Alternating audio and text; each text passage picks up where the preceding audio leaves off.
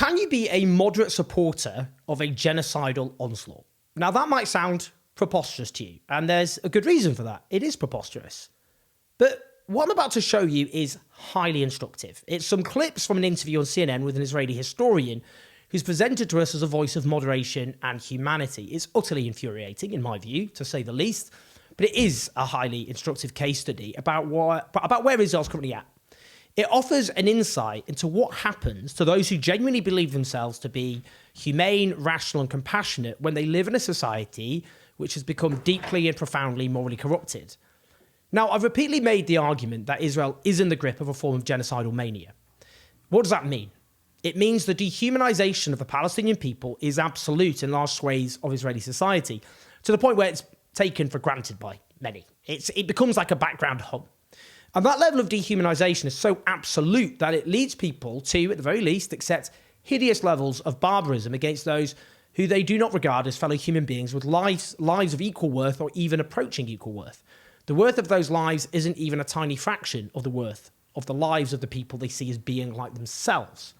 Now, a really important point here, there are extremely courageous Israelis speaking out against the mass slaughter of the Palestinian people in Gaza. They're extremely courageous because they are so few and so marginalized. This isn't a phenomenon specific to Israel. The righteous have been bitterly isolated in many societies before, our own included, and yet they ended up, in many cases, triumphing in the end. And so I believe it will be the case here, not least because you have to have hope, or you give up, which I don't consider an option. And because while Israel has been at war with great Jewish political traditions of justice and equality, without which the modern left would not exist, those traditions live on, not least in the Jewish communities of, for example, the United States. Now, the person in this interview, which I'll show clips from, is not one of those people. And indeed, the word that kept coming into my head when I listened was insidious. There are, as we know, Israeli ministers, journalists, public figures who speak in overtly genocidal ways about the Palestinian people, which is very relevant in the discussion we're going to have. She's not one of them. And that might make some applaud what she says. Well, at least she's not speaking in vicious, blood-curdling terms about the Palestinians as they're slaughtered. Can't we give her some credit for that? In many ways, what you're going to hear is more dangerous. The historian in question is Fania Oz Salzberger, the Professor Emeritus of History at the University of Haifa. She regards herself as being on the Israeli left. She's the daughter of Amos Oz, who was a celebrated Israeli public intellectual who died aged 79. Some of his, and therefore her relatives, were murdered by the Nazis in the Holocaust. He advocated a two-state solution in 1967 when it was unpopular to do so. It remains obviously extremely unpopular now, but he was one of the early figures to say anything along those lines. He rightly said even unavoidable occupation is a corruption occupation. Don't agree with the unavoidable bit. He helped found Peace Now in 1978, opposed the illegal settlements. He was an ardent Zionist. He supported the Second Lebanon War, in which Israel committed terrible war crimes. Admittedly, he got squeamish about it and supported later onslaughts against Gaza, despite again being squeamish given Israeli atrocities. Let's just hear a first clip from this interview. The enormous cost in global acceptance, public opinion, that Israel is suffering right now because of what is happening in Gaza with the death of 30,000 people, starvation, famine, all of those things that you know. Yes. So, yes, we have not started, actually. We've been at it for quite a while now. It was absolutely clear that a war in Gaza will have a terrible toll, a terrible cost in human suffering in Gaza. And I think many of us knew this from the very beginning. And still we felt, and I still feel as we talk now, that defeating Hamas is wholly necessary. It is morally right. However, this is certainly not the kind of war that I and many other Israelis would have liked to fight against Hamas. Okay, let's just go through that to begin with. She says it was clear that a war in Gaza would have a terrible toll, a terrible cost in human suffering. She says, I think many knew this from the start. Refreshing honesty, I'll give her that. On the 24th of October, I wrote a column for The Guardian entitled, Israel is clear about its intentions in Gaza. World leaders cannot plead ignorance of what is coming. Now, I wrote that for a big, important reason, because I knew that when the scale of the crime was so grotesque and hideous and relentless, and public opinion increasingly just became revolted by I don't know, countless children being burned alive and suffocating under the rubble of their own homes, or having their skulls ripped apart by bullets, some would go, oh, if only I knew what I knew then. Knew then what I knew now. I didn't know this would happen. It's gone too far. This is awful. Oh, no. So the good professor makes it clear she knew this would happen. She knew. What she means is what those terrible consequences are, that terrible cost in human suffering. What does that mean in practice? Well, she must know, unless she's in denial. It means over 14,000 Palestinian children suffering hideous violent deaths at the hands of Israeli weapons, as well as in total approaching 40,000 Palestinians killed. When you include those buried under the rubble, that is 40,000. Now, with a new detailed academic report, we know just how bad things are likely to get. When a likely escalation is taken into account, for example, the invasion of Rafah, by August, over 5% of the Palestinian people are likely to have been killed, according to their projections. 1 in every 19 Palestinians been killed in Gaza in just 10 months. Where do you even begin to describe the horror of that? It means 2 mothers dying every hour. It means cesareans performed on mothers without anaesthetics. It means babies having their limbs amputated without anaesthetics. It means Palestinians surviving on animal food and children starving to death. As one UN official puts it, it's likely the worst rate of killing since the Rwandan genocide. That easily ranks it as one of the worst atrocities of our time. That's what we're talking about. Is this the suffering she's discussing here? Is that what she means? Now, we knew this would happen because Israeli ministers and officials and army officers made clear it would happen.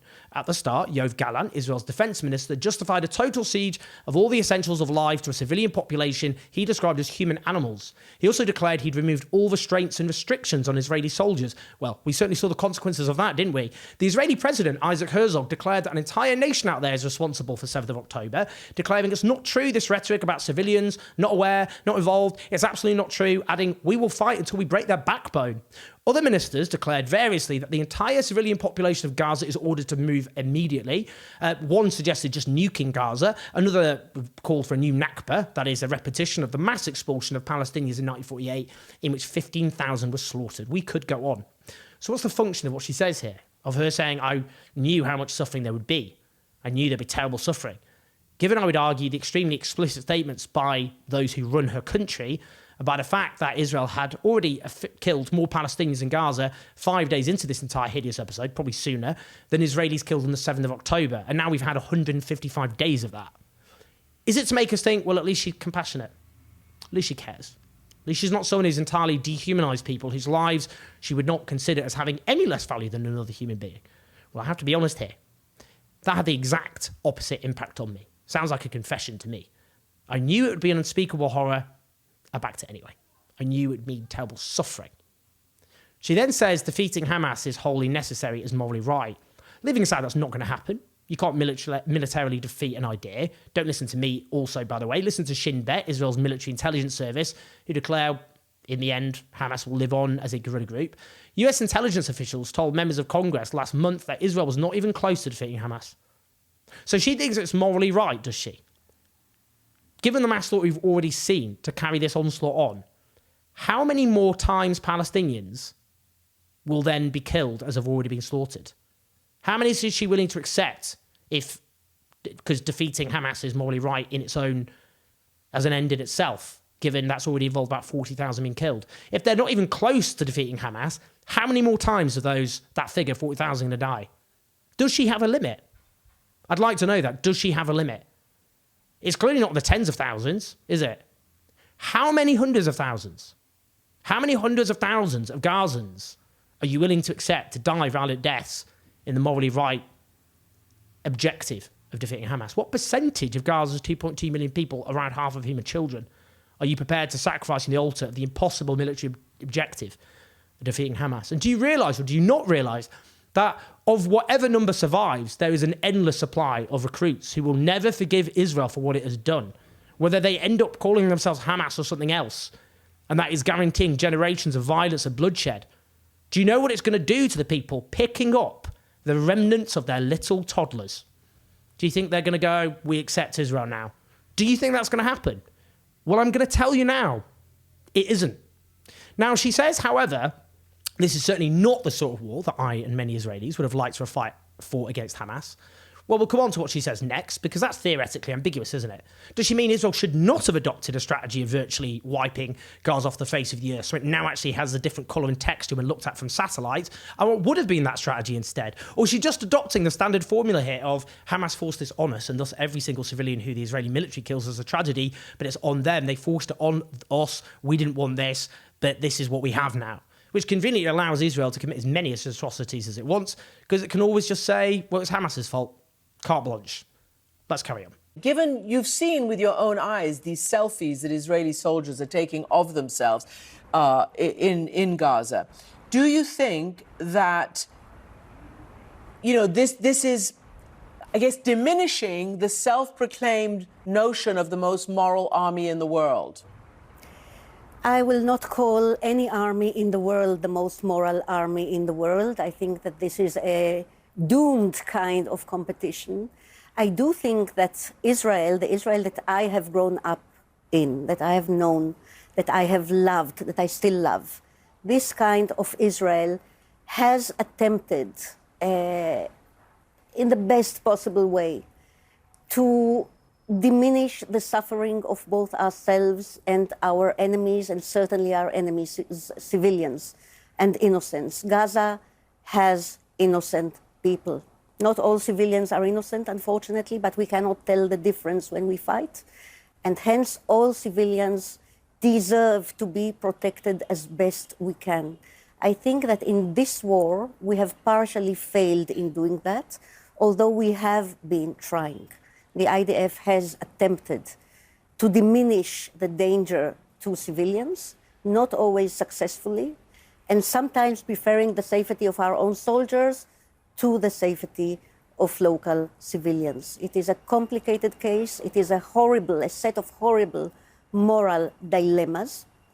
And I certainly wish that another leadership, another prime minister, another kind of war cabinet would have been running this war. Not that previous wars were paradisical, but this war is among the worst, perhaps the ugliest, perhaps the dirtiest that we ever had to fight. And still, Christiane, I have to say that we have to defeat Hamas, not disregarding the moral dilemmas, but doing our best, which we haven't, unfortunately, but trying to keep doing our best for the innocent, for the uninvolved. This really is insidious, isn't it? Rarely has there been so much documented evidence of an army committing so many loud and proud war crimes. Her answer to Israel's ludicrous statement about having the most moral army on earth is a useful cop-out here. Well, which army could you ever describe as such? Don't want to get into that. So she doesn't rule it out. She just says it's not a useful way of looking at how you would kind of order things. And then launches into a deeply insidious defence of the Israel Defence Forces to make us believe that it does try to protect civilians, even if it doesn't always meet the mark. But if we're really going for the most insidious of all the comments, it's her Gaza has innocent people. Not all civilians are innocent, unfortunately, but we cannot tell the difference when we fight.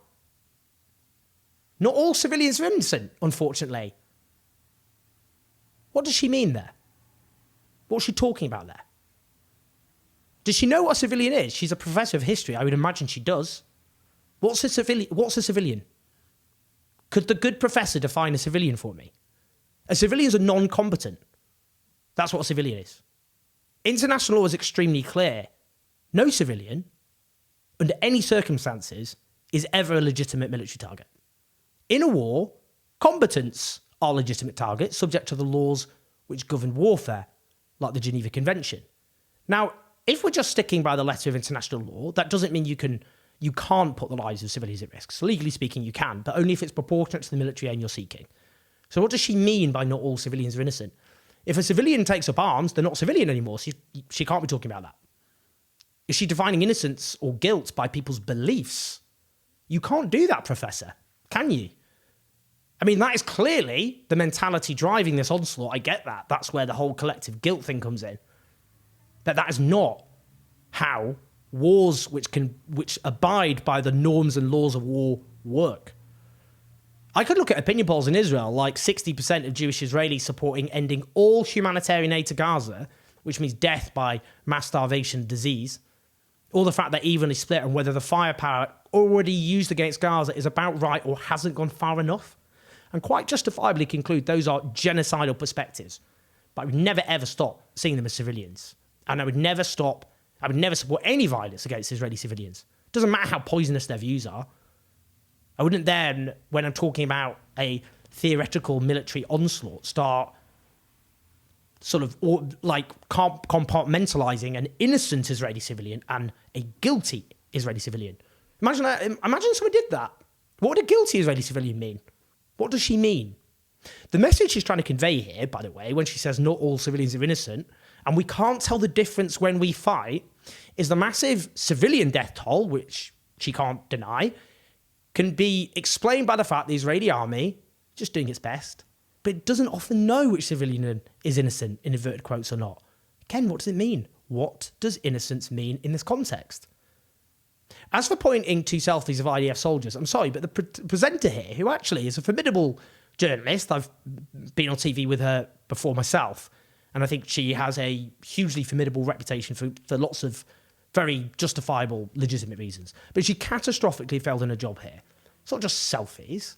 It's IDF soldiers putting on social media for comic amusement, things like them making overtly genocidal statements about Palestinians over and over again, blowing up schools, hospitals and people's homes, posing with the stolen possessions of those they've displaced, maimed and killed, like children's bicycles, children's toys, the walking canes of the infirm and elderly, over and over again with women's underwear, with no evidence of any disciplinary action against these people. No disciplinary action that we know of whatsoever, which isn't a surprise because, as already noted, Yoav Gallant, the Minister of Defence, said at the start of this so-called conflict, but in practice genocidal onslaught, that he'd removed all restrictions and restraints on soldiers. She claims the IDF have been trying to avoid civilian casualties. What do you even say at this point? I mean, it's just having to try and communicate now with someone who's just living in a different moral and physical universe. The equivalent of several nuclear bombs worth of explosives have been detonated in an area the size of East London. Around 70% of civilian infrastructure have been severely damaged or destroyed. According to the brilliant investigative work of Plus 972 magazine, an Israeli-Palestinian media outlet, the Israeli army increased the number of acceptable civilian casualties from dozens per alleged military target to hundreds. They also refer in that work to the use of the Daher doctrine, in which the Israeli state uses violence against the civilian population in an attempt to get them to put pressure on Hamas. Violence against civilians for political ends. We have a word for that in the English language. You may have heard of it. It's called terrorism. It's also the case that all research points overwhelmingly the direction of Hamas being an all-encompassing term for the Israeli state, which goes far beyond competence and makes up a huge chunk of civilian populations, making them legitimate targets. The likes of Amnesty International, Human Rights Watch in previous Israeli onslaughts against Gaza have made clear that is the case. We also have not only multiple reports of field massacres and mass graves all over Gaza, but, for example, Sky News reported incidents such as the IDF storming into a family's home, shooting dead the father as he waved a white flag, then throwing a grenade into the kitchen, injuring the mother and a 5-year-old disabled son who has cerebral palsy, a fragment being inserted into his brain, and then her being shot dead in front of him and the other kids. Or of little 6-year-old Hind Rajab, 6 of her relatives in a car, 3 of them kids, as they were attacked by the Israeli army, slaughtering most of them, her 15-year-old cousin ringing the Palestine Red Crescent, begging for help, being shot dead on the call, Hind Rajab then ringing, desperately scared of the dark, an ambulance being sent to her, coordinated with the Israeli army, before they then blew it up, killing the 2 paramedics, before, a few days later, the badly decomposed bodies of Hind and her relatives were later found. We've got doctors reporting sniper shots to the heads of kids aged between 5 and 8. Reports of Israeli soldiers raping Palestinian women. In the latest example, we have the video footage of an Israeli soldier who admits he murdered an elderly Palestinian man who had his arms up in the air and begged him to spare his life. All of the other soldiers in his unit are there on tape, applauding him for it, shaking his hand, giving him a pat on the shoulder and say, all the respect. The claim the IDF has attempted to diminish the danger to civilians is atrocity denial. All she does is attach some hand-wringing and comments about how complicated things are in an attempt to make us think the IDF are not engaged in one of the worst killing sprees of our time. And when she talks about protecting those not involved, well, given she's already discussed the guilt of civilians in wanton disregard for the norms of warfare, she should really make clear what she means by uninvolved. Let's just have one more final clip. Well, first of all, let me say, and this is a caveat that I have to make absolutely clear, that unlike the rest of the world who is watching us on the screens and moralizing from the armchair. We are a battered nation right now. We are not only heartbroken, so heartbroken that sometimes it's difficult to be heartbroken for the civilians on the enemy side. We are also mind-boggled, shocked, humiliated. Very few Israelis would admit that, but we might as well say that we also feel humiliated, terribly saddened, and terribly scared, with a sense of an ongoing crisis, the worst in our history for sure, and an ongoing sense of tragic loss. I'm saying that this not only in order, not in order to play the victim's card. I don't believe in playing a victim's card, but I do believe that many of us have been truly victimized on the 7th of October, and of course the hostages are still suffering a horrible, horrible fate. I am wearing, like so many Israelis do now, the Bring Them Home token. Yeah. And our heart, as it says, is captive in Gaza. We are not being totally rational now. I don't think that we are sitting here, most of us, apart perhaps from a few very strong women and men, most of us are not weighing the moral options and necessities in a totally rational way, because we are deeply, deeply involved. Hurt, injured, surprised in a negative way beyond the capacity of many people to take up complications, nuances, to understand or to try to imagine the other side. Oh my word. Well, firstly, it's very important to say, Hamas and other armed groups committed grave war crimes on the 7th of October. I'm not someone in denial about that fact. I've seen the evidence myself. That includes killing civilians both deliberately and through reckless violence. And that includes taking civilians hostages. I've always been clear from the start this happened. There's no cause on earth which justifies war crimes, and they have to be condemned. And the resulting hurt, which is completely understandable, has to be understood. But the way this is phrased, we're moralising from our armchair. Well, good professor, you're not exactly carrying in the rubble of Gaza, are you? When you say you're in a battered nation right now, well, from the video I can see the skyline of Tel Aviv behind you. As far as I can tell, all its buildings are still standing. So if you're a battered nation right now, where does it leave the ruins of Gaza?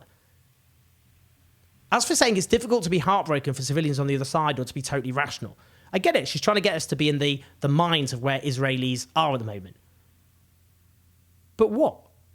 What does she want us to say at this point? Do something about it. That's not an excuse. You can't keep saying this. After this level of mass slaughter, after 155 days of this, well, it's very hard for us to care about suffering being inflicted on another people. That's only true if you don't actually have humanity. That's what's being admitted to her under the guise of trauma. We lack empathy and humanity. We don't even have any. That's not good enough. Because those sentiments are running through the veins quite clearly of Israeli soldiers as they rampage around Gaza, murdering innocent people. And those are crimes. Do you not think people who committed terrible crimes in the past felt exactly the same as this? It's not new, it's not unique. Do you not think the Hutu extremists who slaughtered the Tutsis in the Rwandan genocide didn't feel genuine fury about the atrocities that were committed by the Tutsi rebels of the Rwandan Patriotic Front? Do you think that the Bosnian Serbs who committed unspeakable horrors against Bosniaks didn't feel genuine anger and disgust and fury about the atrocities that were committed against Bosnian Serb civilians in the Bosnian War? Given 7,500 Bosnian Serb civilians are believed to have been killed, many more, I would note, in absolute and proportionate numbers than Israeli civilians who were killed on the 7th of October, as bad and horrible as 7th of October was.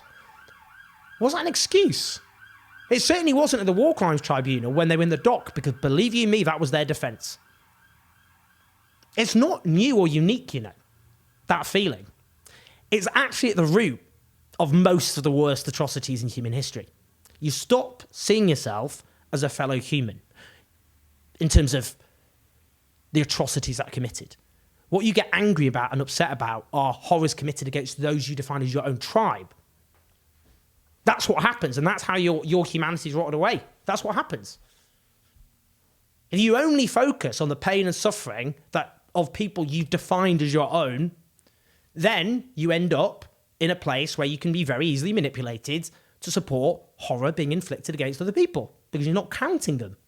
You're not counting their suffering, are you? That's the problem. That's what we can now see being acting out against the people of Gaza as they're murdered in the tens of thousands. Now, the Israeli hostages must be released. She refers to them. So too must Palestinian hostages.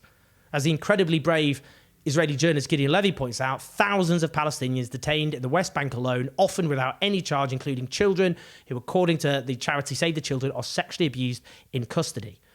Nowhere in anything, I would note, Fania Oz-Salzberg says, is even any sense of context of the mass ethnic cleansing of Palestinians, beginning in 1948, of the longest belligerent occupation in modern times, of what Gaza was subjected to before this, the longest siege in modern history, or what is defined as apartheid by multiple human rights organisations, including in Israel itself, let alone atrocities specifically against Palestinians, including thousands killed by the Israeli state before 7th of October.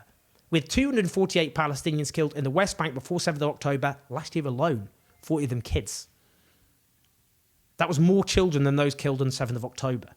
And the 36 Israeli kids killed on the 7th of October, we should all agree, was a terrible crime. Where does it leave 14,000 Palestinian kids?